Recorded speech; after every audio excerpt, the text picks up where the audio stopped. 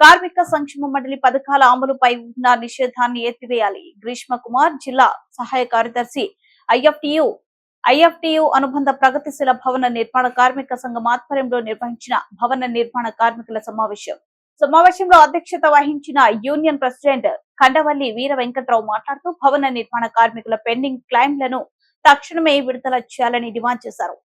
IFTU ఉమ్మడి పశ్చిమ గోదావరి జిల్లా సహాయ కార్యదర్శి ఈమని గ్రీష్మ కుమార్ మాట్లాడుతూ కార్మికుల సంక్షేమ పథకాలు అమలు వైఎస్ జగన్మోహన్ రెడ్డి ప్రభుత్వం అభ్యాన్స్ పేరిట నిషేధం విధించిందని, నూతనంగా అధికారంలోకి వచ్చిన కూటమి ప్రభుత్వం తాను ఎన్నికల ముందు ఇచ్చిన హామీ మేరకు వైసీపీ ప్రభుత్వం విధించిందని నిషేధాన్ని ఎత్తివేసి తమ చిత్తశుద్ధిని నిరూపించుకోవాలని డిమాండ్ చేశారు.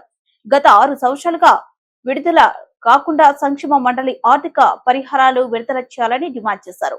పై కార్యక్రమంలోని యూనియన్ నాయకులు కండవల్లి దుర్గారావు, పాటంశెట్టి రాజేష్, చిన్నమూర్తి, రావి వరహాల స్వామి, దిడ్ల నరేష్, ఎల్లె రాజారావు, కందాల సాయి తదితరులు నాయకత్వం వహించారు.